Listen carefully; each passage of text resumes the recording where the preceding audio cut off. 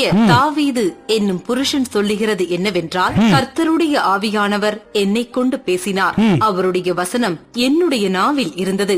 இஸ்ரவேலின் தேவனும் இஸ்ரவேலின் கன்மலையுமானவர் எனக்கு சொல்லி உரைத்ததாவது, நீதிபரராய் மனுஷரை ஆண்டு தெய்வ பயமாய் துரைவர் இருப்பார். காலையில் மந்தாரம் இல்லாமல் உதித்து மழைக்கு பிற்பாடு தன் காந்தியினால் புல்லை பூமியிலிருந்து முளைக்க பண்ணுகிற சூரியனுடைய விடியற்கால வெளிச்சத்தை போல இருப்பார் என்றார். இங்கே யாரை குறித்து சொல்லுகிறது? இயேசு கிறிஸ்து, அந்த சந்ததியில் பிறக்கிற இயேசு கிறிஸ்துவை குறித்து சொல்லுகிறார். அந்த சங்கீதம் 72ஆம் அதிகாரம் சாலோமோனை குறித்து சொல்லி இருக்கிறது, எழுதியிருக்கிறது. இயேசுவை குறித்து சொன்னது. சங்கீதம் 72:7 முதல் படிக்கிறேன். அவருடைய நாட்கள் நீதிமான் செழிப்பான், நட்சத்திரம் உள்ளவரைக்கும் மிகுந்த சமாதானம் இருக்கும். ஒரு சமுத்திரம் தொடங்கி மறு சமுத்திரம் வரைக்கும், நதி தொடங்கி பூமியின் எல்லை வரைக்கும் அவர் அரசாளுவார். 11ஆம் வசனம். சகல ராஜாக்களும் அவரை பணிந்து கொள்வார்கள், சகல ஜாதிகளும் அவரை சேவிக்கும். 15.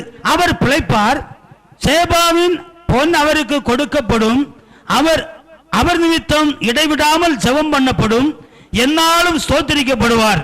17. அவருடைய நாமம் என்னென்னைக்கு இருக்கும், சூரியன் உள்ளமட்டும் அவருடைய நாமம் சந்தான பரம்பரையாய் நிற்கும். மனுஷர் அவருக்குள் ஆசீர்வதிக்கப்படுவார்கள், எல்லா ஜாதிகளும் அவரை பாக்கியம் உள்ளது என்று வாழ்த்துவார்கள். இஸ்ரவேலின் தேவனாயிருக்கிற கர்த்தராகிய தேவனுக்கு ஸ்தோத்திரம் உண்டாவதாக, அவரே அதிசயங்களை செய்கிறவர். அவருடைய மகிமை பொருது நாமத்துக்கு என்னென்னைக்கும் ஸ்தோத்திரம் உண்டாவதாக, பூமி முழுவதும் அவருடைய மகிமையால் நிறைந்திருப்பதாக. ஆமென். இது சாலமோனை குறித்து அல்ல, இயேசு கிறிஸ்துவை குறித்து சொல்லி இருக்கிற காரியம். அல்லேலூயா, அல்லேலூயா. இனி ஒரு சில இந்த வலது பாரிசம் என்பதை குறித்து இனி வருகிறேன். அங்கதான் எல்லாரும் இடறி போறாங்க. இப்போது வாக்குத்தத்தம் என்ன? உன் சந்ததியில் என்னாலும் ஒரு ஆளுகை உண்டாகும் என்றும் இயேசு கிறிஸ்து வந்து ஆளுகை எடுப்பார் என்றும் இங்கே சொல்லிவிட்டார். இவரை குறித்து அவர் தீர்க்க தரிசனமாக சொல்லிவிட்டார். சங்கீதம் 16:8 வாருங்கள். சங்கீதம் 16:8. கர்த்தரை எப்பொழுதும் எனக்கு முன்பாக வைத்திருக்கிறார். இந்த தாவீது சொல்கிறார், கர்த்தரை எப்பொழுது எனக்கு முன்பாக வைத்திருக்கிறார். அவர் என் வலது பாரிசத்தில் இருக்கிறபடியினால் நான் அசைக்கப்படுவதில்லை. இப்போ கர்த்தர் எங்கே இருக்கிறார்? தாவீது வலது பாரிசத்தில் இருக்கிறார். இந்த தாவீது ஒரு தீர்க்க தரிசனத்தை அங்கே சொல்லுகிறார். சங்கீதம் 110:1 வாருங்கள். சங்கீதம் 110:1. கர்த்தர் என் ஆண்டவரை நோக்கி, கர்த்தர் என், இந்த வசனம் எல்லாருடைய சிந்தையில் இருக்க வேண்டும். கர்த்தர் என் ஆண்டவரை நோக்கி, நான் உம்முடைய சத்துருக்களை உமக்கு. ஆண்டவர் என்றால் என்ன அர்த்தம்? ஆளுகை செய்கிறவர், அதிகாரி என்பது அர்த்தம். இங்கே சொல்லுகிறார், கர்த்தர் என் ஆண்டவரை நோக்கி, உம்முடைய சத்துருக்களை உமக்கு, உம்முடைய சத்துருக்களை பாதப்படியாக்கி போடும் வரையிலும் நீர் என்னுடைய வலது பாரிசத்தில் உட்காரும் என்று கர்த்தரின் ஆண்டவரே சொன்னார் எழுதியிருக்கிறது. 5ஆம் வசனம் படிங்க. உம்முடைய வலது பாரிசத்தில் இருக்கிற ஆண்டவர், கர்த்தர் சொல்றாரு, உம்முடைய வலது பாரிசத்திற்கு ஆண்டவர் தமது கோபத்தின் நாளிலே ராஜாக்களை வெட்டுவார். ராஜாக்களை வெட்டுவார். இங்க யார் யாரை பார்த்து சொல்லுகிறது? தாவீது சொல்லுகிறார், கர்த்தர் என் ஆண்டவரை நோக்கி, சரி, கர்த்தர் என் ஆண்டவரை நோக்கி, கர்த்தர் என் ஆண்டவரை நோக்கி, நான் உம்முடைய சத்துருக்களை பாதப்படி ஆக்கப்படணும், நீர் என்னுடைய வலது பாரிசத்தில் வென்று. கர்த்தர் யாரை பார்த்து? ஆண்டவரை பார்த்து சொன்னார் வாசிக்கிறோம். அப்படிதான் வாசிக்கிறோம். கர்த்தர் என் ஆண்டவரை நோக்கி. யார் இந்த ஆண்டவர்? இங்க என்ன சொல்லுகிறார் இவர்? பாருங்கள், மத்தேயு 22ஆம் அதிகாரம் 42 பாருங்கள். யார் இந்த ஆண்டவர்? 41 படிங்க. பரிசேயர் கூடியிருக்கையில் இயேசு அவர்களை நோக்கி, கிறிஸ்துவை குறித்து நீங்கள் என்ன நினைக்கிறீர்கள்? என்னை குறித்து நீங்கள் என்ன நினைக்கிறீர்கள்? யாருடைய குமாரன் என்று கேட்டார். இந்த இயேசுவாகிய நிற்கிற நான் யாருடைய குமாரன் கேட்டார். அவர் தாவீதின் குமாரன். அதற்கு அவர்கள் தாவீதின் குமாரன் என்னார்கள். அதற்கு அவர் அப்படியானால் தாவீது பரிசுத்தாவியில் நிறைந்தவனாக இந்த என்னை அவனே ஆண்டவர் என்று சொல்லி இருக்கு. தாவீது அவரை ஆண்டவர் என்று சொல்லி இருக்கு. அவனுக்கு அவர் அப்படி குமாரனாய் சொல்லியிருக்க இருப்பது எப்படி? நான் அவனுக்கு குமாரனாய் இருப்பது எப்படி என்று சொல்லிவிட்டு அவன், நான் உம்முடைய சத்துருக்களை பாகப்படி ஆக்கி போடுவது நீர் என்று வலது வாரத்தில் உட்காரும் என்று கர்த்தரின் ஆண்டவரை நோக்கி சொன்னான்னு சொல்லி இருக்கிறானே என்று கேட்கிறார். அப்ப யார் ஆண்டவர்? இயேசு கிறிஸ்தான் ஆண்டவர். ஆண்டவர் வேற, தேவன் வேறையா? இதை அவர் காட்டிக் கொடுக்கிறார். நடக்க போகிற சம்பவத்தை தேவன் மனிதனாக வெளிப்பட்டு, தாவீதின் குமாரனாக வெளிப்பட்டு, ஆள் எடுத்து இந்த ஸ்தானத்தில் வந்து இந்த சிங்காசனத்திலிருந்து ஜனத்தை எல்லாம் ஆளுகை செய்ய போவதை அங்கே காட்டிக் கொடுக்கிறார். அல்லேலூயா, அல்லேலூயா. இவர் யார்? பிறந்தவர் யார்? ஏசாயா 9:6-7 படியுங்கள். நமக்கு ஒரு பாலகன் பிறந்தார், நமக்கு ஒரு பாலகன் பிறந்தார், நமக்கு ஒரு குமாரன் நமக்கு கொடுக்கப்பட்டார், ஒரு குமாரன் கொடுக்கப்பட்டார், கர்த்தத்துவம் அவர் தோளின் மேல் இருக்கும், அவர் நாமம் அதிசயமானவர், ஆலோசனை கர்த்தா, வல்லமையுள்ள தேவன், நித்திய பிதா, சமாதான பிரபு என்னப்படும். தாவீதின் சிங்காசனத்தையும் தாவீதின் சிங்காசனத்தை அவனுடைய ராஜ்யத்தையும் அவருடைய ராஜ்யத்தையும் அவர் திடப்படுத்தி, எப்பொழுது அவர் பிறப்பாரோ அது முதல் அதை திடப்படுத்தி, அதை இது முதற்கொண்டு அது முதற்கொண்டு என்றென்றைக்கும் என்றென்றைக்கும் நியாயத்தினாலும் நீதியினாலும் நிலைப்படுத்தும்படி அவருடைய கர்த்தத்துவத்தின் பெருக்கத்துவத்திற்கு அதன் சமாதானத்திற்கும் முடிவில்லை. முடிவே இராது. அல்லேலூயா, அல்லேலூயா. இங்க பிறந்தவருக்கு அந்த சிங்காசனம், அந்த ஸ்தானம் கொடுக்கப்பட்டா இல்லையா? லூக்கா 1:31 வாருங்கள். லூக்கா 1:30 படிங்க.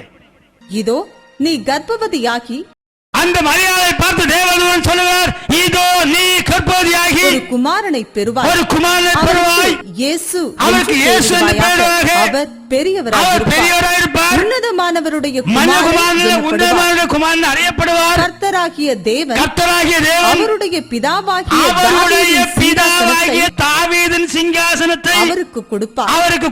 அவர் யாக்கோபின் குடும்பத்தாரையும் என்றென்றைக்கும் அரசாளுவார், அவருடைய கொண்டு அரசாளுவார், அவருடைய ஆளுகைக்கு முடிவே இராது என்று சொல்கிறார். அல்லேலூயா, அல்லேலூயா, அல்லேலூயா. இந்த ஆளுகைக்கு, இவருடைய ஆளுகைக்கு உள்ள வந்தவங்க பாக்கியவாங்க, மற்ற எல்லாம் அதோகதி. வேதாகமம் என்ன நோக்கத்தில் போய் கொண்டிருக்கிறது என்பதை நாம் அறிய வேண்டும்.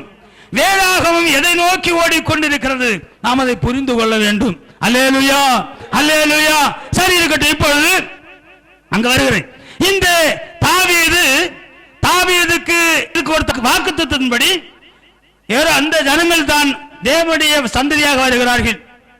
இந்த சாலமோன் தாவீதுடைய ஆளுகைக்கு பின்பு தாவீதுடைய ஆளுகை சாலமோனுக்கு வருகிறது. இவன் விக்கிரகங்களை வைத்து வழிபட ஆரம்பிக்கிறான். 1 ராஜாவின் புஸ்தகம் 11ஆம் அதிகாரத்தில் நாம் அதை பார்க்கிறோம். 12ஆம் அதிகாரத்தில் இரண்டாக, நேரம் இல்லை அதனால ஷார்ட்டா வர்றேன். 12ஆம் அதிகாரத்தில் இரண்டாக தேவன் பிரிக்கிறார். 10 கோத்திரத்தை எரேமியாவுக்கு கொடுக்கிறார். 2 கோத்திரத்தை இந்த யூதாவும் பெண்ணியும் ஒன்றா நிற்கிறது. இந்த தாவீதுடைய மகனுடைய சாலோமோன் மகனுடைய ரெகேமியாவுக்கு கொடுக்கிறார். ரெகேமியாவுடைய பாரம்பரியம் தான் 1 நாளாகத்தில் இருக்கிறது. இந்த சட்டி தொப்பி இன்னைக்கு நிறைய உலகமுங்க நிறைஞ்சு கிடக்குறாங்களே, நாங்களும் ஊழியக்காரங்களா, இந்த சட்டி தொப்பிக்காரங்க தான் அங்க இருக்காங்க. 10 கண்டுகுட்டி ஆராதனைக்காரர்கள், 10 கோத்திரத்துக்காரர்கள், ராஜரீக வம்ச பரம்பரியத்தில் நாம் இருக்கிறோம். அல்லேலூயா, அல்லேலூயா. அதான் பார்க்க போறோம். வாசிக்கிறது நேரம் இல்லை. பைபிள் ஸ்டடின்னு தனியா வச்சா அழகா பேசலாம், ஆனா ஓடி போக வேண்டியது இருக்குது. சரி இருக்கட்டும். இப்போ இந்த தாவீதுடைய மகனுடைய காலத்தில் இரண்டாக பிரிகிறது. இந்த எரேமியா இருந்தால் தாவீதுடைய வேலைக்காரன், இந்த ரெகேமியா இருந்தால் தாவீதுடைய மகனுடைய சாலோனுடைய மகன். இங்கே 2 கோத்திரத்தை யூதாவும் பென்யமீனும் ஒன்றாக நிற்க 2 கோத்திரத்தை இவர்கள் ஆளுகிறார்கள். கர்த்தருடைய நாமத்திற்காக கட்டப்பட்ட ஆலயத்தில் கர்த்தரை தொழுது வருகிறார்கள். இந்த இதுக்கு பின்பு எரேமியாம் 2 கண்டுகுட்டியை உண்டு பண்ணி ஒன்றை தானிலும் ஒன்றை பெத்தலிலும் வைத்துவிட்டு உங்களை கொண்டு வந்த தேவர்கள், இவர்களுக்கு தேவன் தான், இவர்களுக்கு தேவர்கள். அப்போஸ்தலர் காலத்துக்கு பின்பு எப்படி இருக்கிறது அப்படி அண்டே இருக்கிறது. இப்படி இந்த இவர்கள் எல்லாரும் வாக்குத்தத்த சந்ததிகள் அல்ல, வாக்குத்தத்த ராஜாக்கள் அல்ல, வாக்குத்தத்தின்படி இவர்கள் தான். உன் சந்ததி என்னாலும் ஒரு ஆளுகை உண்டாகும் என்று சொன்னார். இவர்கள் அப்படி வருகிறார்கள். 4 புஸ்தகத்தில், ராஜாக்கள் புஸ்தகத்தில் இப்படி எரேமியாவுக்கு, அதாவது நீங்க இந்த வசனங்கள் எல்லாம் அது இருக்கும். இது யாருமே தேவனுக்கு பிரியமாக ஒருவரை நடத்தவில்லை. விக்கிரகாராதனை செய்து ஜனத்தை சமாரியாவை வாங்கி சமாரியாவை தலைஸ்தானமாக்கி கொண்டு ஜனங்களை நாசத்துக்கு நேராக கொண்டு போகிறார்கள். அதுக்கு உதாரணம் 2 ராஜாவின் புஸ்தகம் 17ஆம் அதிகாரம் 21 முதல் வாசியுங்கள். 2 ராஜா 17ஆம் அதிகாரம் 21 முதல். இஸ்ரவேலர் தாவீது வம்சத்தை விட்டு பிரிந்து, இந்த இஸ்ரவேல் ஜனங்கள் சமஸ்த இஸ்ரவேல் 10 கோத்திரம் இஸ்ரவேல் தாவீதை விட்டு பிரிந்து நேபாத்தின் குமாரனாகிய யெரொபெயாமை ராஜாவாக்கினார்கள். அப்பொழுது யெரொபெயாம் இஸ்ரவேலை கர்த்தரை விட்டு பின்வாங்கவும் பெரிய பாவத்தை செய்யவும் பண்ணினான். அப்படியே இஸ்ரவேல் புத்திரர் யெரொபெயாம் செய்த எல்லா பாவங்களிலும் நடந்து கர்த்தர் தீர்க்கதரிசிகளாகிய தம்முடைய ஊழியக்காரர் எல்லாரையும் கொண்டு சொல்லியிருந்தபடி அவர்களை தமது சமூகத்தை விட்டு அகற்றுகிற வரைக்கும் அவைகளை விட்டு விலகாதிருந்தார்கள். இப்படியே இஸ்ரவேலர் தங்கள் தேசத்தினின்று அசீரியாவுக்கு கொண்டு போகப்பட்டு இந்நாள் வரைக்கும் இருக்கிறார்கள். இவர்களும் இஸ்ரவேல் அறியப்பட்டாங்க. இவங்களும் இஸ்ரவேல். நாமும் கிறிஸ்தவன் தான். நாம யாரு? உண்மையா கிறிஸ்துவை தரித்துக் கொண்டு கிறிஸ்தவன் என்று சீசன்கள் தான் கிறிஸ்தவன் பேர் வந்தது. கிறிஸ்தவன் என்று நாமும் கிறிஸ்தவன் தான். கிறிஸ்தவன் பேரை சொல்லலுக்கு உரிமை இல்லாதவன் கிறிஸ்தவன் தான். இவர்கள் இஸ்ரவேலர்கள் தான். எல்லாரும் என்ன ஆனார்கள்? நாசத்துக்கு நேராக அட்ரஸ் இல்லாமல் போனார்கள். அதாவது இங்க இந்த சந்தானங்கள் எப்படி வருகிறதோ இதே போல ரெகேமியாவுக்கு அபியா வருகிறார். அபியாவுக்கு ஆசா, யோசபாத், யோராம், அகசியா, யோதாம், உசியா, அந்த அகசியா, யோவாஸ், ஆகாஸ், எசக்கியா, மனாசே, ஆமோன். இந்த நாட்கள் தான் ஏசாயா தீர்க்கதரிசனம் சொல்லுகிறார். வாசிங்க, ஏசாயா 1 படிங்க. எல்லா காலத்திலும் எல்லாருக்கும் தீர்க்க தரிசனம் சொல்லி எச்சரித்து யாரும் கேட்கல. இன்னைக்கு பைபிள் எதுக்குன்னே தெரியாது. ஏதோ ஒரு வசனத்தை எடுத்துச்சு. ஆமோத்சின் குமாரனாகிய ஏசாயா யூதாவின் ராஜாக்களாகிய உசியா, யோதாம், ஆகாஸ், எசேக்கியா என்பவர்களின் நாட்களில் யூதாவையும் எருசலேமையும் குறித்து கண்ட தரிசனம். யூதா தேசத்தையும் இந்த எருசலேமையும் குறித்து கண்ட தரிசனம் கண்டு எழுதி வச்சிருக்கிறார். பைபிள் தெரியாத கூரடர்கள் என்னென்னமோ எங்கெங்கோ போறாங்க. ஏதோ எடுத்து வச்சு எங்கெங்கோ என்னென்னமோ பேசுறாங்க. சரி, இருக்கட்டும். இங்கு இப்படி ஒவ்வொரு காலகட்டத்தில் எல்லா காலத்திலும் அவர் தீர்க்கதரிசனம் சொல்லி இருக்கார் எல்லாருக்கும். இப்ப இந்த நாட்களில் எல்லாம், இந்த ராஜாக்கள் நாட்களில் எல்லாம் தீர்க்கதரிசனம் வருகிறது. கடைசி ராஜாவாகிய இந்த சினேக்கியாவின் ராஜாவின் காலத்தில் தான் நேபுகாத்நேச்சரின் கையில் தேவன் இந்த ஜனத்தை, இஸ்ரவேல் ஜனத்தை முழுவதும் ஒப்பு கொடுக்கிறார். 2 நாளாம் புஸ்தகம் 36ஆம் அதிகாரம் 17 முதல் வாசித்து பார்த்தால் இதை குறித்து எரேமியா சொல்லவும் செய்தார். யாரும் கேட்கல, மனம் திரும்பல. இந்த எசேக்கியாவுடைய மகன் விக்கிரகத்தை உண்டு பண்ணி வைக்கிறான் தேவனுடைய ஆலயத்தில். சரி, எல்லாத்தையும் நாசமாக்கிறார். ஆனால் பின்பு தீர்க்க தரிசனம் வருகிறது. என்ன? ஆளுகை செய்கிற ஒருவர் இருப்பார். என்றைக்கு ஒரு ஆளுகை செய்வார். ஒரு ஆளுகை உண்டாகும். ஜனம் சமாதானமா இருக்கும். தானியேல் 7ஆம் அதிகாரத்தை பாருங்கள். தானியேல் 7ஆம் அதிகாரம் 13-14. தரிசனத்திலே நான் பார்த்துக் கொண்டிருக்கையில் மனுஷகுமாரன், இந்த இடம் சிந்திக்க வேண்டும். மனுஷகுமாரனுக்கொத்த சாயலுடைய ஒருவர் வானத்து மேகங்களுடனே வர கண்டேன். நீண்ட ஆயுசுள்ளவர் இருக்கும் இடம் மட்டும் வந்தார். அவர் சமீபத்தில் கொண்டு வரப்பட்டார். சகல ஜனங்களும் ஜாதியாரும் பாஷைக்காரரும் சேவிக்கும்படி அந்த நீண்ட ஆயுசுள்ள இருக்கும் இடம் மட்டும் அந்த மனுஷகுமாரன் சாயல் கொத்த அவரையே சேவிக்கும்படி கர்த்தத்துவமும் மகிமையும் ராஜரிகமும் கொடுக்கப்பட்டது. அவருடைய கர்த்தத்துவம் நீங்காது நித்திய கர்த்தத்துவம். அவருடைய ராஜ்யம் அழியாததுமாயிருக்கும். அப்படியானால் ஒரு மனுஷகுமாரனாக ஒரு மனுஷ சாயல் உள்ள ஒரு மனிதன் இங்கே நீண்ட ஆயுசுடன் இருக்கும் வரையிலும் அந்த தேவன் இருக்கும் இடமிட்டும் வருகிறார். அவருக்கு தான் சகல கர்த்தத்துவம் சகல அதிகாரம் கொடுக்கப்படுது. அவரையே சகல ஜாதிகளும் சேவிக்கும் என்று இங்கு வேதாகமம் சொல்லுகிறது. அல்லேலூயா, அல்லேலூயா. யாருக்கு? மனித சாயல் உள்ளவராக அடிக்கப்பட்டவராக ஒருவர் வருகிறார், அவருக்கு தான் சகல அதிகாரம் உரிமையும் வழங்கப்படுகிறது. அவர் இந்த உரிமையை வாங்கி யாருக்கு கொடுக்கிறார்? அதே அதிகாரம் 27 வசனத்தை படியுங்கள். வானத்தின் கீழங்கும் உள்ள ராஜ்யங்களின் ராஜரீகமும் ஆளுகையும் மகத்துவமும் உன்னதமான பரிசுத்தவான்களாகிய ஜனங்களுக்கு கொடுக்கப்படும். யாருக்கு கொடுத்தார்? அப்போஸ்தலருக்கு கொடுத்தார். அல்லேலூயா, அல்லேலூயா. வானத்திலும் பூமியிலும் சகல அதிகாரம் எனக்கு இருக்கிறது சொல்லி, நான் உங்களோடு கூட இருக்கிறேன்னு சொல்லி அப்போஸ்தலருக்கு கொடுத்தார். அந்த அதிகாரம் இன்று எனக்கும் இருக்கிறது. அல்லேலூயா, அல்லேலூயா. இப்பொழுது இங்கே நாம் பார்க்கிறோம், தீர்க்க தரிசனத்தில் ஒரு பெரிய காரியத்தை சொல்லுகிறார். ஒரு நீண்ட ஆயுசுள்ளவர் இருக்கு, ஆளுகை செய்கிறவர் இருக்கும் இடம் மட்டும் ஒரு மனிதகுமாரனுக்கு சாயலத்தோடு வருகிறார். எசேக்கியேல் 1ஆம் அதிகாரம் 25 முதல் வாசியுங்கள். அதாவது எசேக்கியேல் 1ஆம் அதிகாரம் 2, 3, 4, 5 வசனத்தில் வாசிக்கும் பொழுது, 5 வசனத்தை வாசிக்கும் பொழுது ஆவி செல்லுகிறது, அதற்குள்ளிருந்து 4 ரூபம் சொல்லுகிறது. 12ஆம் வசனத்தை வாசிக்கும் பொழுது ஆவியானவர் செல்ல வேண்டும் என்ற இடத்திலெல்லாம் அந்த ரூபம் சென்று கொண்டிருக்கிறது. 25ஆம் வசனத்தில் வாசிங்க. அவைகள் நின்று தங்கள் செட்டைகளை தளர விட்டிருக்கையில் அவைகளுடைய தலைகளுக்கு மேலான மண்டலத்தின் மேலிருந்து ஒரு சத்தம் பிறந்தது. அவைகளின் தலைகளுக்கு மேலுள்ள மண்டலத்தின் மீதில் நீல ரத்தினம் போல விளங்கும் ஒரு சிங்காசனத்தின் சாயலும், அந்த சிங்காசனத்தின் சாயலின் மேல் மனுஷ சாயலுக்கு ஒரு சாயல் இருந்தது. அங்கே வாக்குத்தத்தம் என்ன? உன் சந்தையில் என்ன ஒரு விளக்குண்டாகும், ஒரு ஆளுகை உண்டாகும், அவர் நீண்ட ஆயுசுள்ளவராக ஆளுகை செய்வார். தாவீதுக்கு சத்தியம் கொடுக்கிறார். அவருடைய ஆளுகைக்கு முடிவில்லை.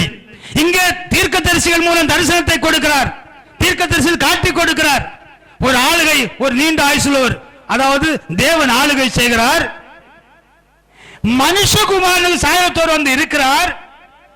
பின்பு தேவனை தொழுது வந்து அத்தனை பேர் இவரை தான் தோணும், அத்தனை பேர் இவரையே சேவிக்கும்படி இவருக்கு கர்த்தத்துவம் கொடுக்கப்படுகிறது, ஆளுகை கொடுக்கப்படுது, அதிகாரம் கொடுக்கப்படுது. சகல இப்ப யாரு கைக்கு வருது? இயேசு கிறிஸ்துவின் கைக்கு வருகிறது. இங்க சொல்லும் எசேக்கியேல் சொல்லும் பொழுது, சிங்காசனத்தில் மனித சாயல் கொத்த ஒருவர் வர கண்டேன், அவருடைய இடுப்பாக காணப்பட்டது முதல் மேலெல்லாம் உட்புறம் சுற்றிலும் அக்னிமயமான சொகுசாவின் நிறமாயிருக்க கண்டேன். அவருடைய இடுப்பாக காணப்பட்டது முதல் கீழெல்லாம் வெளிப்படுத்தல் 1ஆம் அதிகாரத்தில் பாக்குறீங்க. அதை சுற்றிலும் இந்த ரூபத்தான பாக்குறீங்க, பிரகாசமாகவும் இருக்க. மழை பெய்யும் நாளில் மேகத்தில் வானவில் எப்படி காணப்படுகிறதோ அப்படியே சுற்றிலும் உள்ள அந்த பிரகாசம் காணப்பட்டது. அப்படியே சுற்றிலும் ஒரு பிரகாசம் காணப்படுகிறது. கர்த்தருடைய மகிமையின் சாயலுக்குரிய தரிசனம், மகிமையின் சாயலுக்குரியதாக இருக்கிறது. அல்லேலூயா, அல்லேலூயா, அல்லேலூயா. இனி சேவானை காண்கிறார். பாருங்க, அப்போஸ்தலர் 7ஆம் அதிகாரத்தை பாருங்க. சேவான் காண்பது என்ன? எத்தனை பேரை காண்கிறார்? இப்பொழுது தேவனுடைய வலது பார்சத்தில் இயேசு கிறிஸ்து இருக்கிறதை காண்கிறேன்னு சொல்றாரு, பார்க்கிறாரு. வலது பார்சம் என்றால் என்ன? அந்த ஸ்தானம். சிந்திக்க வேண்டும். இந்த ஸ்தானத்தில் கர்த்தர் அந்த ஆளுகை எடுத்திருப்பதுதான் வலது பார்சம் என்றது. நான் உம்முடைய சத்துருக்களை பாதப்படி ஆக்கி போடுவதிலும் நீர் என்னுடைய வலது பார்சத்தில் உட்காரும், என்னுடைய ஸ்தானத்தில் உட்காரும் என்று கர்த்தரை ஆண்டவரை நோக்கி சொன்னார். இந்த அதே ஸ்தானத்தில், இந்த சிங்காசனத்தில் வந்து ஆளுகை எடுத்திருக்கிறார். அவர் ஒருவராக மறக்க முடியாது. முடியுமா ஐயா? முடியுமா? வல்லவர் சொன்ன என்ன? கர்த்தர் என் ஆண்டவரை நோக்கி, நான் உம்முடைய சத்துருக்களை பாதப்படியாக்கி போடுவதிலும், நான் உம்முடைய சத்துருக்களை பாதப்படியாக்கி போடும், நீர் என்னுடைய வல்லபாசு உட்காரும் என்று கர்த்தர் ஆண்டவரை நோக்கி சொன்னார். இந்த ஆண்டவர் யார்? தாவீது மகனாக பிறந்தவர். இவர் வந்து ஆளுகை எடுத்திருக்கிறார். ஆளுகை எடுத்து அங்க வரப்போறேன், கொண்டு முடிக்க போறேன் ஆளுகை பத்தி. சரி, இப்போ இந்த சேவான் என்ன காண்கிறார்? அப்போஸ்தலர் 7ஆம் அதிகாரம் 55. அவன் பரிசுத்த ஆவியினாலே நிறைந்தவனாய், தேவன் பரிசுத்தால் நிறைந்தவனாய் வானத்தை அண்ணாந்து பார்த்து தேவனுடைய மகிமையையும்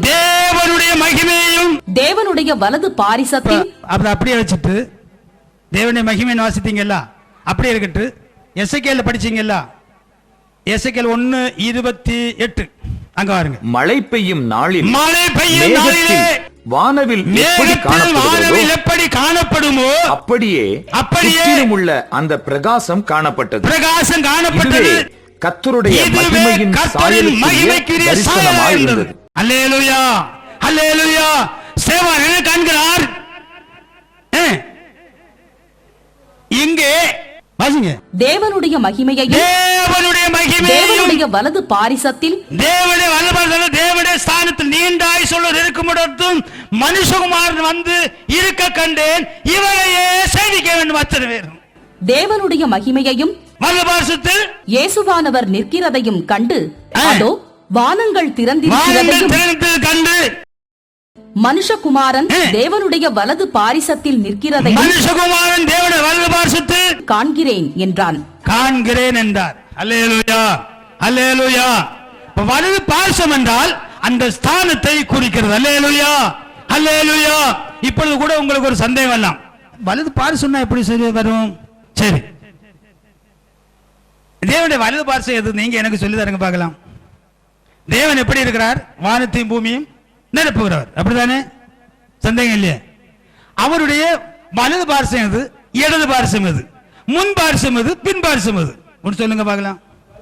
அப்போ தேவனுடைய வலது பாரிசம் பைபிள் பாஷையில தேவன் சொல்லி இருக்கிற, மீண்டும் பாருங்க, அந்த தானியேல் 7ஆம் அதிகாரம் 13-14 பாருங்க. தரிசனங்களிலே பார்த்து கொண்டிருக்கையில் இதோ மனுஷகுமாரனுடைய சாயலான ஒருவர், தேவ சாயலாக இல்லை, மனித குமாரனுடைய சாயலாக மேகங்களுடனே ஒருவர் கொண்டு வரப்பட்டார். நீண்ட ஆயுசுள்ளவர் இடம் மட்டும் வந்து தரிசனம் கொடுக்கும்போது நீண்ட ஆயுசுள்ளவர் இருக்கும் இடம் மட்டும் வந்தார். சகல ஜனங்களும் ஜாதியாரும் பாஷைக்காரரும் அவரையே சேவிக்கும்படி அவருக்கு கர்த்தத்துவமும் மகிமையும் அதிகாரமும் மகிமையும் கொடுக்கப்பட்டது. தேவன் இருந்த ஸ்தானத்தில், தேவனுடைய ஸ்தானத்தில் இப்பொழுது தாவீது இருக்கிறார். தாவீது இருந்த அதே இடத்தில் இயேசு கிறிஸ்து வந்திருக்கிறார். இதுதான் தேவனுடைய வலது பாரிசம் என்று சொல்லப்படுகிறது. அல்லேலூயா, அல்லேலூயா. இரண்டாம் தேவனையோ இரண்டாவது அங்க கொண்டு வர முடியாது. வலது பாரிசம் என்பது, அதாவது வலது பாரிசத்தில் இருக்கிற யாரு? நான் உம்முடைய சத்துருக்களை பாதப்படி ஆக்கி போடலும், நீர் என்னுடைய வலது பாரிசத்தில் உட்காரும், அப்படியானால் நீர் என்னோடு உட்காரும். அப்படிதான் அர்த்தம், அப்படிதானே? உம்முடைய சத்துருக்களை நான் பாதப்படி ஆக்கி போடுவதிலும் நீர் என்னுடைய வலது பாரிசத்தில் என்னோடு கூட உட்காரும். இது எங்க நிறைவேறுது? இனி அப்போஸ்தலர் 2ஆம் அதிகாரத்துக்கு வாருங்க. அப்போஸ்தலர் 2ஆம் அதிகாரத்தில் 2ஆம் அதிகாரம் 25ஆம் வசனத்தை வாசிக்கும் பொழுது, அவரை குறித்து தாவீது, கர்த்தரை எப்பொழுதும் எனக்கு முன்பாக நிறுத்தி நோக்கிக் கொண்டிருக்கிறேன், நான் அசைக்கப்படாதபடி அவர் என் வலது பாரிசத்தில் சங்கீதத்தில் சொல்லி இருக்கிற காரியத்தை இங்க எடுத்து சொல்லிவிட்டு இனி 30ஆம் வசனம் முதல் பாருங்க. 30ஆம் வசனம். அவன் தீர்க்கதரிசியாய் இருந்து, தாவீது தீர்க்கதரிசியாய் இருந்து, சிங்காசனத்தில் வீற்றிருக்க, இந்த சிங்காசனத்தில் வீற்றிருக்க, மாம்சத்தின்படி சந்ததியிலே கிறிஸ்துவை எழும்ப பண்ணுவேன் என்று தேவன் தனக்கு சத்தியம் பண்ணினதை அறிந்தபடியினால் அவன் கிறிஸ்துவினுடைய ஆத்துமா பாதாளத்திலே விடப்படுவதில்லை என்றும் அவருடைய மாம்சம் அழிவை காண்பதில்லை என்றும் அறிந்து அவர் உயிர்த்தெழுந்து இப்படி சொன்னார். இயேசு கிறிஸ்து உயிர்த்தெழுந்து ஆளுகை செய்வார் என்பதை குறித்து சொல்லி இருக்கிறார். இந்த இயேசுவை தேவன் எழுப்பினார். நீங்கள் சிலுவையில் அந்த இயேசுவை தேவன் எழுப்பி ஆண்டவரும் கிறிஸ்துவும் ஆக்கினார். அல்லேலூயா, அல்லேலூயா. ஆண்டவர் தான் ஆளுகை செய்கிறவர். அதுக்கு அந்த 35ஆம் வசனம் என்ன சொல்லுது? நான் உம்முடைய சத்துருக்களை உமக்கு பாதபடியாக்கி நீர் என் வலது பாரிசத்தில் உட்காரும் என்று கர்த்தர் ஆண்டவருடனே சொன்னார். அந்த வாக்கியத்தின்படி நீங்கள் சிலுவையில் இருந்த இயேசுவை தேவன் எழுப்பி ஆண்டவரும் கிறிஸ்துவும் ஆக்கினார். அப்படியானால் இந்த சிங்காசனத்தில் வந்த ஆளுகை செய்து இருப்பதைத்தான் அங்கே தீர்க்க தரிசனமாக சொல்லியிருக்கிறது. அதுதான் வலது பாரிசம். அல்லேலூயா, அல்லேலூயா, அல்லேலூயா. இரண்டாம் நபரை கட்ட யாராலும் முடியாது. அவனமாக இந்த ஆளுகைக்குள் வந்து இந்த இயேசு கிறிஸ்து இந்த தாவீது இஸ்ரவேல் ஜனத்தை மட்டும் ஆளுகை செய்தார். ஆனால் இவர் இதுக்கு பின்பு இந்த செனேக்கியாவின் காலத்தில் நேபுகாத்நேச்சர் வந்து ஜனத்தை சிறைப்பிடித்து எல்லாரையும் சிறைப்பிடித்து கொண்டு போகிறார். பின்பு தீர்க்க தரிசனம் வருகிறது. பின்பு அந்த சிலை தலை, மார்பு, தொடை, கால், அதன்படி கால் பாதத்தின், அதாவது இந்த நேபுகாத்நேச்சருக்கு பின்பு மேதிய பேர்சியா வருகிறான், கிரேக்கு வருகிறது. ரோம ராஜாவின் நாட்களில் இயேசு கிறிஸ்து யூதருக்கு ராஜாவாக வந்து பிறக்கிறார், ஆளுகை எடுக்கிறார், இந்த ராஜாவாக ஆளுகை செய்து கொண்டிருக்கிறார். அல்லேலூயா, அல்லேலூயா. மத்தேயு 1:1 படிங்க. மத்தேயு 1:1. ஆபிரகாமின் குமாரனாகிய தாவீதின் குமாரனான இயேசு கிறிஸ்துவனுடைய வம்ச வரலாறு. ஆபிரகாம் தேவனா, தாவீது தேவனா? தேவன் மனிதனாக நிற்கிறார். பிறப்பு முதல் இறப்பு வரையிலும் மனிதன். தெய்வீகம் மனுஷீக நண்டு தன்மை இருக்கிறது, அதை நாம் தெரிந்து கொள்ளணும். பழைய ஏற்பாட்டில் தூதனானவராக வெளிப்பட்டவன் தேவன். தூதத்தன்மை வேறு, தேவத்தன்மை வேறு. தேவத்தன்மை என்பது அகில உலகத்திலும் கிரியை செய்வது. தூதத்தன்மை என்பது காணக்கூடியவராக, தூதனானவராக தரிசனம் கொடுக்கிறார். தூதனானவராக தேவன் தான் தரிசனம் கொடுக்கிறார். இங்கே தூதனானவர் தரிசனம் கொடுக்கும் போது உலகமெங்கிலும் ஆவித்தன்மையில் அவர் தேவன், உலகம் அனைத்திலும் தேவன். ஆனால் இங்கு தூதனானவர் ஒரு நபருக்கு காட்சி கொடுக்கிறார். இதை தெரிந்து கொள்ள வேண்டும். இதே போல் அவர் தான் மனிதனாக பிறக்கிறார். உலகம் அனைத்திலும் தேவனாக இருக்கிறார், ஆனால் எருசலேமில் மட்டும் மனிதனாக செயல்படுகிறார். இதை நாம் தெரிந்து கொள்ள வேண்டும். அவர் சகலத்துக்கும் வழிகாட்டி. சரி, இப்போது மத்தேயு 1:1 பார்க்கும்போது ஆபிரகாமின் குமாரனான தாவீதின் குமாரனான இயேசு கிறிஸ்து வரலாறு. 16ஆம் வசனத்தில் பார்க்கும்போது கிறிஸ்து என்னப்பட்ட இயேசு, மரியாதத்தில் கிறிஸ்து என்னப்பட்ட இயேசு பிறந்தார்னு வாசிக்கிறோம். அதே போல் நீ ஒரு குமாரனை பெறுவாய், இயேசு என்று பெயரிடுவாங்க. இப்ப இயேசுவே தன்னை மனிதன் என்று சொல்லுகிறார். மனுஷீகம் தெய்வீக ரெண்டு தன்மை நாம் அறியாவிட்டால் தெய்வத்துவத்தை வெளிப்படுத்த முடியாது, நாமும் அறிந்து கொள்ள முடியாது, ஆடி போகும். இயேசுவே நேரடியாக சொல்லுகிறார். படிங்க, வெளிப்படுத்தல் 22:16 சொல்லு பாருங்க. அவரே நேரடியாக சொல்லுகிறார், நான் தாவீதின் வேரும் சந்ததியும் விடிவெள்ளி நட்சத்திரம். நான் தாவீதின் வேறுனே சொல்றார், தாவீதின் சந்ததினே சொல்றார். நாம அறியணும். அப்படி இருக்கா இல்லையா? 22:16 படிங்க. வெளிப்படுத்தல் 22:16 சபைகளுக்கு சொல்ல வேண்டியது. சபைகளில் இவைகளை உங்களுக்கு சாட்சியாக அறிவிக்கும்படிக்கு இயேசுவாகிய நான் என் தூதனை அனுப்பினேன். நான் தாவீதின் வேரும் சந்ததியும் விடிவெள்ளி நட்சத்திரமுமாய் இருக்கிறேன். இப்ப இயேசு என்ன சொல்றாரு? இயேசுவே சொல்றாரு, நான் தாவீதின் வேரும் சந்ததியும் என்று சொல்லுகிறார். நாம அப்படி அறியணும் வேண்டாமா? தேவன் தான் மனிதனாக மாம்சம் வெளிப்பட்டு இருந்தார், மனிதனாக இருந்தார் தெரியணும் வேண்டாமா? இரண்டாம் தேவன் அல்ல, தேவன் மனிதனாக வெளிப்பட்டார். தேவன் மாம்சம் மனிதனாக இருக்கிறார். பிறப்பு முதல் இறப்பு வரை மனுஷன் மனிதனாகவே செயல்படுகிறார். நாம் அந்த மனுஷிகத்துவமா எடுக்கணும். அவர் சொல்றாரா இல்லையா? யோவான் 8:40 பாருங்க. யோவான் 8:40